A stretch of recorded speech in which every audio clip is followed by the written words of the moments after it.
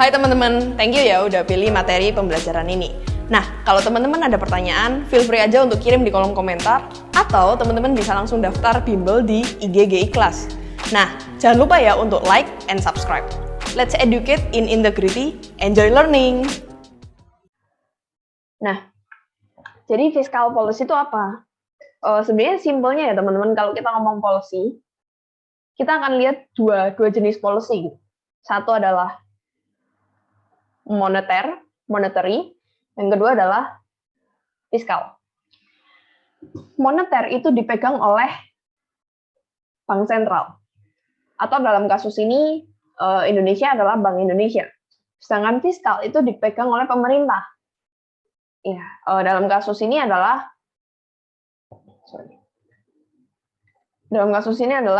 Kementerian Keuangan gitu ya, pemerintah.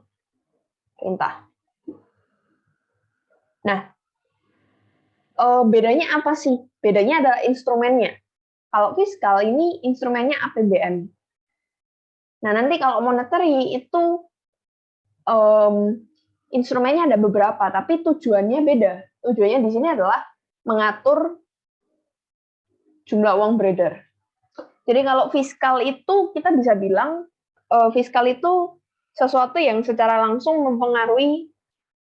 Kalau teman-teman masih ingat agregat demand dan agregat supply, fiskal itu langsung ke agregat demand. Langsung geser agregat demand. Karena salah satu komponen dari GDP yang adalah agregat demand itu adalah government spending. Nah, policy fiskal ini mempengaruhi di G itu tadi. Ya.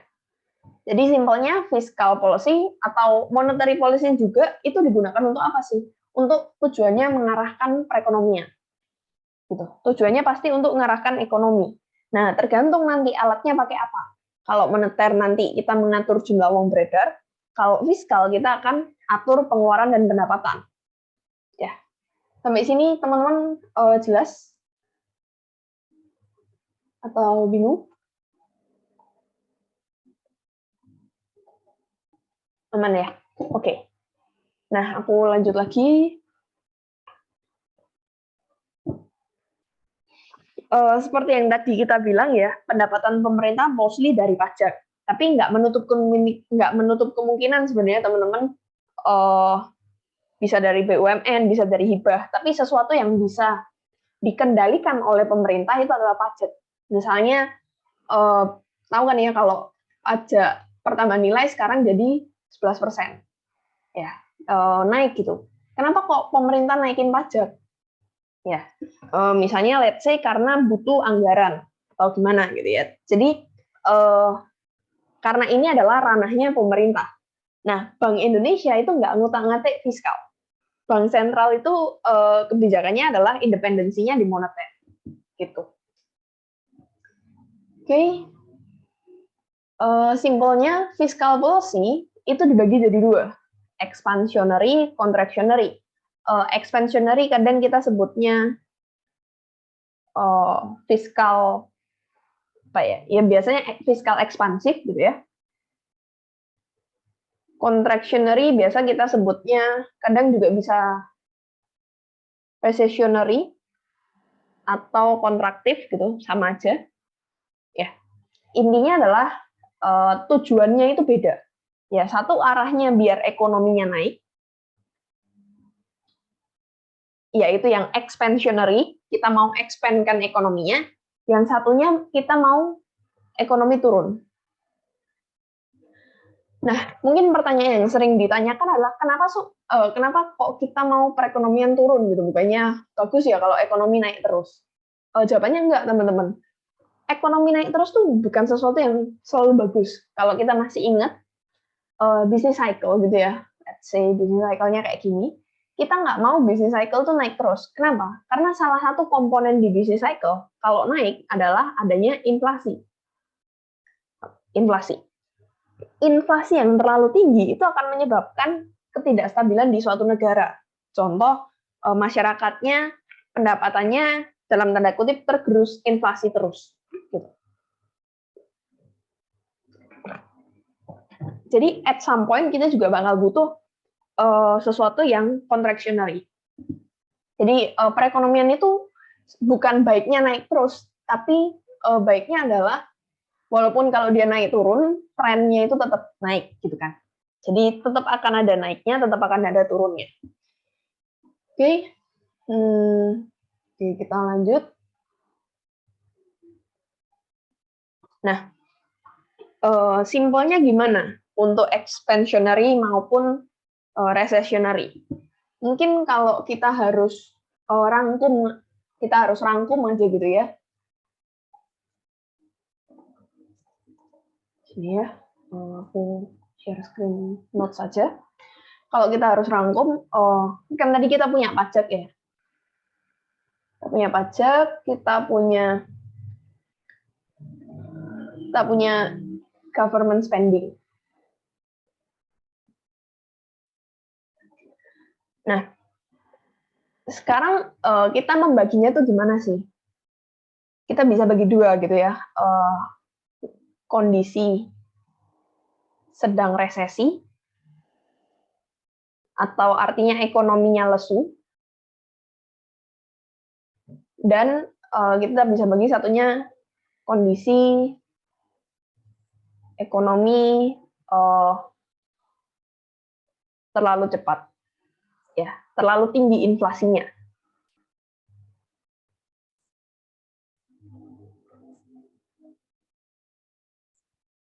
Uncontrollable inflation. Oke, ini ya. Jadi ada dua gitu. Satu ekonominya lagi lesu, satu ekonominya terlalu kenceng. Nah, what to do? Simpelnya adalah kalau perekonomian lagi lesu, ya kita ingin naikkan. Kita mau naikkan.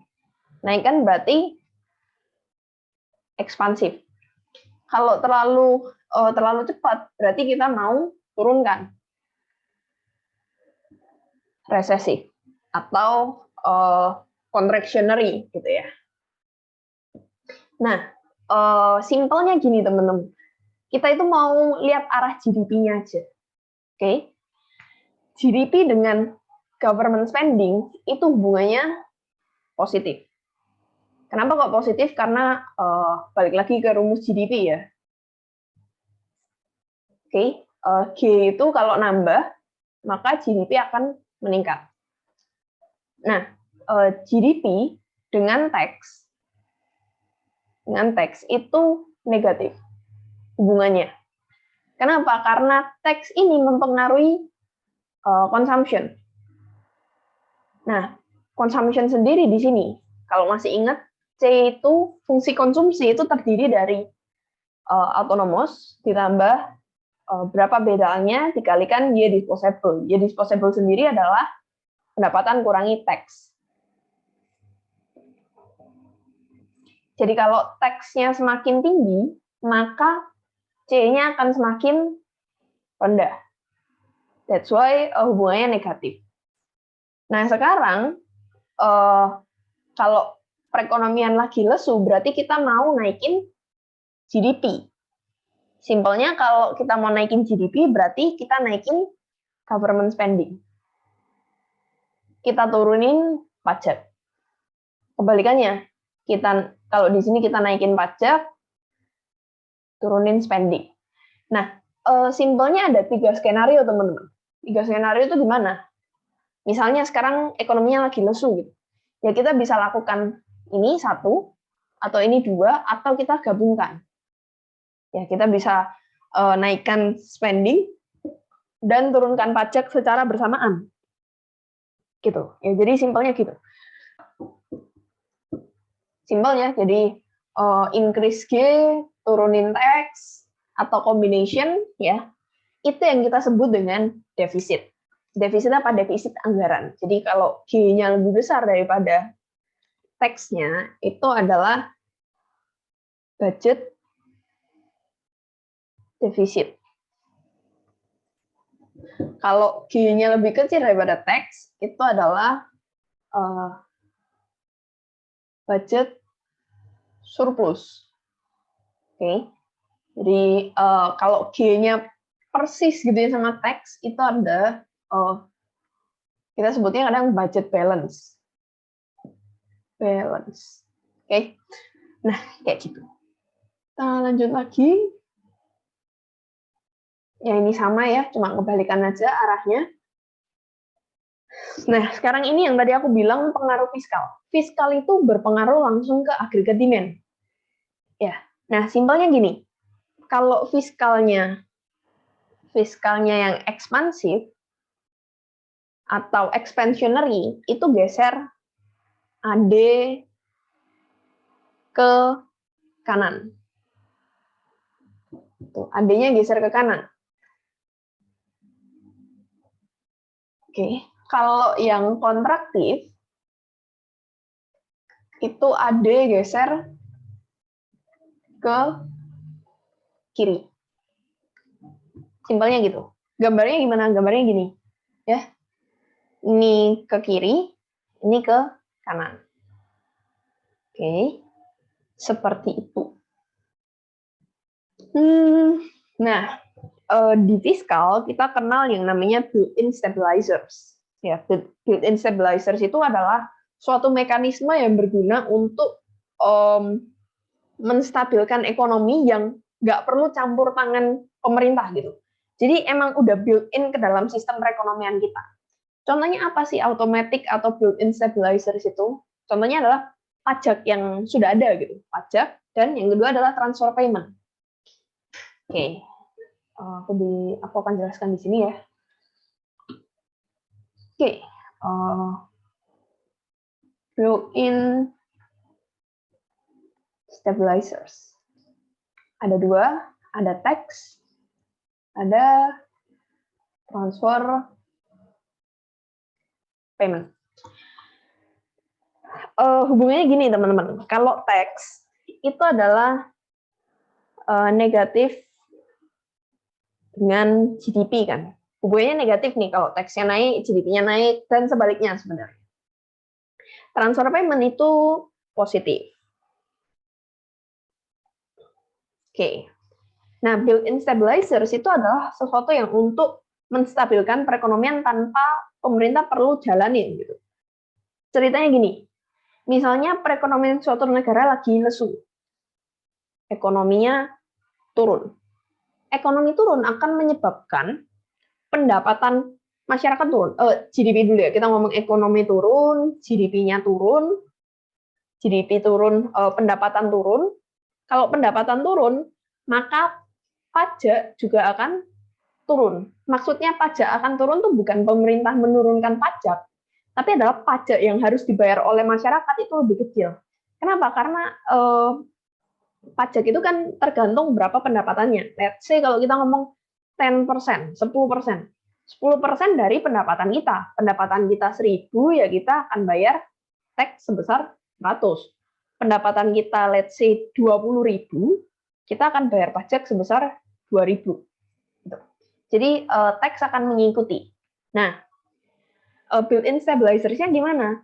Jadi waktu pendapatannya kita kecil, pajaknya kita akan cenderung lebih kecil, yang akan menyebabkan kita bisa memperbanyak consumption. Pada akhirnya, kalau consumption naik, ceritanya gimana? GDP-nya akan meningkat juga. Jadi efek ekonomi turun tadi, itu nggak akan separah awalnya, karena adanya built-in stabilizers itu. Oke, jelas ya? Oke, ada pertanyaan langsung tanyain. Transfer payment itu juga cara kerjanya sama teman-teman. Ya, cuma bedanya adalah dia pengaruhnya positif. Contoh transfer payment itu, let's say apa ya? Ini bantuan pemerintah, bansos gitu, bantuan sosial. Kalau ekonomi lagi apa ya? Let's say ekonominya lagi maju, GDP-nya tinggi,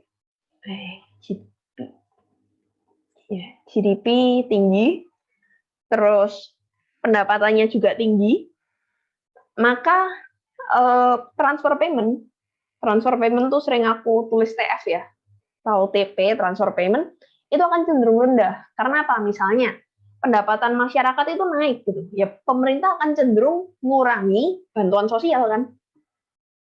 Nah, kalau bantuan sosialnya transfer payment-nya tuh turun, itu akan cenderung menurunkan C-nya. Gitu. Jadi ini juga built-in stabilizers. Yang apa? Yang secara automatic. Jalannya secara otomatis. Gitu. Ya, jadi built-in stability itu ngapain sih sebenarnya? Simpelnya adalah dia itu mereduce severity of business fluctuation. Jadi misalnya yang awalnya gejolaknya sangat besar gini ya, karena ada built-in stabilizers, jadi nggak setinggi itu gejolaknya gitu. Misalnya anjlok pun nggak seanjlok ini, tapi cuma segini gitu. Jadi dia simpelnya adalah mengurangi gemanya, mengurangi keparahan dari suatu fluktuasi bisnis. Fluktuasi bisnis itu bisa ekonominya lagi booming, bisa sangat naik, atau bisa lagi turun, sangat turun gitu ya. Nah, selain ya tadi kan kita sudah sebut tax gitu ya, pajak. Pajak itu simpelnya ada 3 sistem teman-teman. Progresif, proporsional, regresif. Simpelnya gini, kalau proporsional itu paling gampang. Tarifnya nggak berubah. Tarifnya tetap gitu ya, fix tarif. Jadi let's say kalau 10% ya 10%. Nah, kalau progresif itu progresif berarti kan naik. Tarifnya increase. Sedangkan kalau yang regresif kebalikannya. Nah, kayak gitu ya. Jadi naik, turun atau tetap. Kalau Indonesia pakai yang mana sih? Indonesia tuh cukup unik teman-teman. Kita itu pakai yang namanya progresif regresif. Jadi gabung gitu ya. Kalau yang sistem dulu kan gini, 5, 15, 25, 30. Kalau sekarang 5, 15, 25, 30, 35 kalau nggak salah. Oke. Ini kalau kita lihat, semakin lama tuh semakin naik, progresif. Tapi pertambahannya semakin lama tuh makin kecil. 10, 10, 5, 5. Gitu ya. Jadi semakin naik, tapi the increase itu semakin kecil. Jadi kadang kalau kita nyebut Indonesia pakai sistem mana, progresif, proporsional, atau regresif, sebenarnya jawaban paling tepat adalah progresif regresif. Ya, jadi combination of two tax system, gitu ya. Oke, seperti itu. Nah, kita skip aja. Nah, fiscal policy itu punya few problems, punya beberapa masalah, gitu ya. Ada yang namanya lag waktu, gitu. Masalah problems with timing, ada masalah politik, ada masalah ketidaksamaan visi antara daerah dan pusat, dan ada yang namanya crowding out effect. Jadi sebenarnya ini nomor 1, 2, 3, 4, 5, gitu ya. Oke. Nah, masalah lag dulu, masalah waktu. Masalah waktu tuh ada gini, ada 3 teman-teman. Ya, ada 3. Yang pertama adalah recognition lag. Seperti namanya, fiskal itu kadang kita telat nyadarnya, gitu ya. Telat recognize bahwa kita sudah di resesi. Jadi misalnya nih, kita sekarang resesi di sini. Tapi kita baru sadar waktu di sini. Gitu. Sudah berjalan resesinya, baru kita sadar harus melakukan fiskal. It's recognition lag. Itu yang pertama, recognition lag. Masalah fiskal di situ, 1. Yang kedua, administrative lag. Fiskal, kalau masih ingat, tadi dipegang oleh pemerintah. Let's say, kalau yang APBN itu tadi, atas usulan DPR, disetujui oleh Presiden, itu kan sesuatu yang administrasinya cukup panjang. Bisa aja kita resesi di sini, recognize di sini, tapi implementasi fiskalnya belum implement ya, bahkan belum implementasi. Planningnya di sini, gitu. Udah kita recognize-nya telat, membuat planningnya, administrasinya itu bulat, gitu. apalagi negara yang berkembang gitu ya, butuh sangat demokratis. Nah, yang terakhir adalah operational lag. Udah recognize-nya telat, planning-nya telat, implementasinya telat. Dah, bisa aja resesinya udah selesai, kita baru implementasi. Jadi itu adanya masalah timing itu tadi itu ada 3. Satu recognize, satu administratif. Ya, recognize itu kapan kita sadar kita resesi atau kita terlalu kenceng. Kalau administratif itu secara administrasinya, fiskal itu cukup panjang. Dan operasionalnya, secara waktu kita implementasinya itu kadang nggak tepat waktunya atau lama, take efeknya lama, gitu ya. Jadi itu timing. Yang kedua, political business cycle. Sebenarnya 2 sama 3 ini sangat berhubungan gitu ya. Contoh di tahun-tahun politik teman-teman. Ya, misalnya waktu ada pemilu, pilkada dan seterusnya, itu biasanya cenderung akan dibagus-bagusin perekonomian itu. Biasanya tahun-tahun politik itu adalah perekonomian yang majunya luar biasa. Gitu. Kenapa? Karena cenderung ya pemimpin itu kan pingin dilihat kinerjanya baik, salah satunya from the economic side. Gitu. Jadi biasa di tahun-tahun politik fiskalnya bakal digenjot biar GDP-nya naik. Nah, itu satu ya di poin kedua ini. Terus bisa aja ada future policy reversal setelah dilakukan pemilu, pilkada, dan pemilihan-pemilihan lainnya. Setelah itu udah ekonominya digenjot di awal, habis itu kebijakannya diganti. Awalnya pajaknya turun. Setelah dipilih pajaknya naik lagi. Atau spendingnya awalnya digenjot banyak, terus uangnya habis, spendingnya ditahan. Ya, that's the problem with fiscal. Karena sangat banyak kepentingan di dalamnya sebenarnya. Oke, yang keempat di sini ya. Nomor 4, ini apa sih? Offsetting state and local finance. Simpelnya gini teman-teman. Fiskal itu nggak cuma dimiliki oleh pemerintah pusat, nggak cuma Jakarta yang ngatur gitu ya. Let's say kalau Indonesia pusatnya Jakarta, terus kita punya juga daerah otonom, kita punya juga provinsi gitu ya.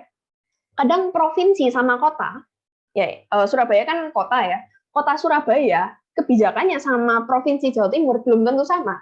Bisa aja provinsi Jawa Timur, provinsi itu pengen GDP naik, kita pasang kebijakan fiskal yang ekspansif, tapi menurut kota, GDP kita udah terlalu kenceng, gitu, kita mau turun. Nah, kalau ini dilakukan, dan ini juga dilakukan, keduanya ini akan saling offset. Gitu. Saling offset itu apa? Simpelnya saling menghilangkan satu sama lain efeknya. Oke? Paham ya? Dan yang kelima ada yang namanya crowding out effect. Crowding out effect itu gini ceritanya. Simpelnya karena kita mau naikin naikin government spending, ya karena kita mau naikin government spending, pada akhirnya akan memberikan pengaruh negatif ke investment. Investment akan turun, gitu. Ya, investment akan turun. Oke.